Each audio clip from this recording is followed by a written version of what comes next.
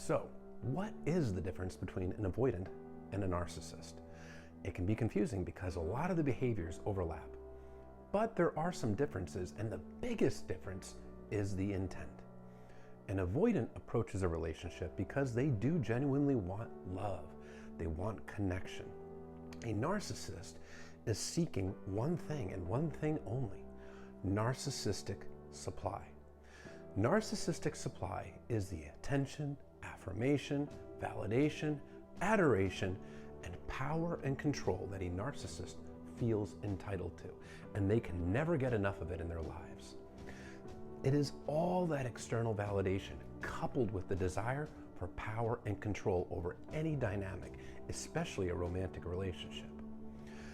Now, the avoidant, they operate out of fear. This is a person that has a very specific set of fears. Fearing emotional closeness, they fear vulnerability, they fear abandonment, they fear rejection, and they fear losing their independence. It all goes back to childhood. And what they learned in childhood is that emotional closeness isn't safe. Expressing your emotions isn't safe.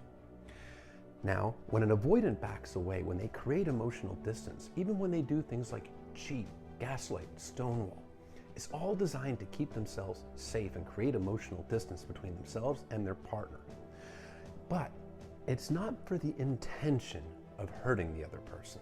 It can be very hurtful and it can be very selfish because they are only thinking of their own perceived wants and needs in the moment. But their goal is not to hurt the other person. A narcissist, however, can get supply.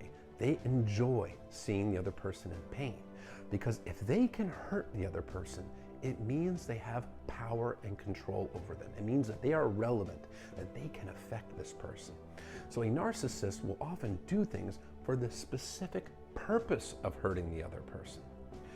When an avoidant discards, leaves a relationship, they're running away out of fear because their fears have been triggered and they're trying to run for safety and self-soothe in the way that they know how.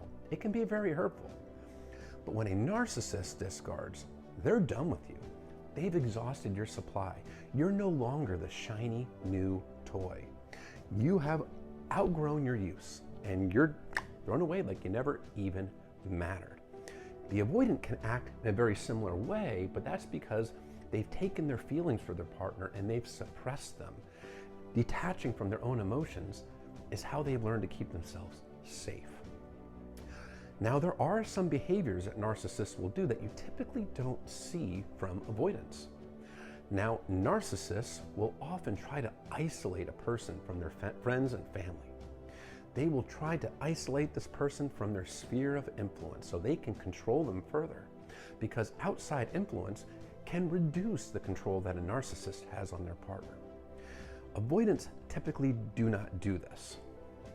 Triangulation is another common thing that narcissists will do, where they will take a third party, another person, and use this person as a way to leverage and control their partner. And that can be done in various different ways. But when they're involving a third person to create jealousy, to create conflict, or to criticize or put down their partner, that is typically a narcissistic behavior. In divorces, when there's children involved, narcissists are far more likely to try to alienate the children from the other parent.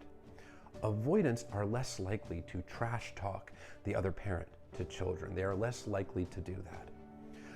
Gaslighting, they both can do it.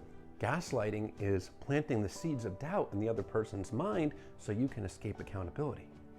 However, gaslighting is generally much more severe, much more extreme with a narcissist. Narcissistic behavior is generally more cold and cruel. There's an extra degree of cruelty from a narcissist that you just don't see from an avoidant. An avoidant can be shut down and they can be cold, but there's still a level of cruelty that separates the narcissist from the avoidant. In the end, if you're being mistreated, if you're being cheated on, gaslit, stonewalled, if this person is just disappearing, ghosting, doing any of these unhealthy behaviors, it doesn't really matter whether they're an avoidant or a narcissist because you're being mistreated. The label doesn't change how you are being treated by this person. When you're in a relationship with somebody, you are in a relationship with their behaviors, the way that they're treating you. You're not in a relationship with their potential or their intent. Holding boundaries will protect you from unhealthy partners in general. Your boundaries are your limits of what you will and will not tolerate. Want, don't want. Need, don't need. Unhealthy, selfish people cannot maintain long-term relationships with a person that holds, and enforces boundaries. They can't do it. So your boundaries are your sword and shield. Unhealthy partners, especially narcissists, rely on somebody who does not have boundaries, whose boundaries are essentially non-existent. So your boundaries will prevent you from prolonged toxic situations. Your boundaries are not selfish. Your boundaries are healthy. And don't let anybody tell you that your boundaries are wrong. They are what works for you. And don't forget, your boundaries are based off of your core values. That's how we form our boundaries. So what works for you, maybe it doesn't work for them, but it doesn't make your boundaries wrong. If you have and hold boundaries, you will free yourself up so you're not spending time tied up with a toxic person, and you are available for when that healthy, loving partner comes along. Because a healthy, loving partner will respect your boundaries. A toxic, unhealthy, selfish partner will not. They might even get annoyed at you for having boundaries. A healthy person can make a mistake and step over a small boundary. But the healthy person that loves you and is genuinely emotionally invested in you will take accountability when they do that, and they will work to do better the next time. A toxic person, especially a narcissist, will only gaslight you and make you think that your boundary is the problem. Don't waver on your boundaries. It's how you protect yourself from any of these unhealthy situations. Oh, and one more thing, it's worth mentioning. Narcissism, true narcissism, is a personality disorder. Avoidant attachment is simply an attachment style. It's a learned behavior that can be unlearned. Avoidance absolutely can change and become secure. Narcissists, however, they don't change.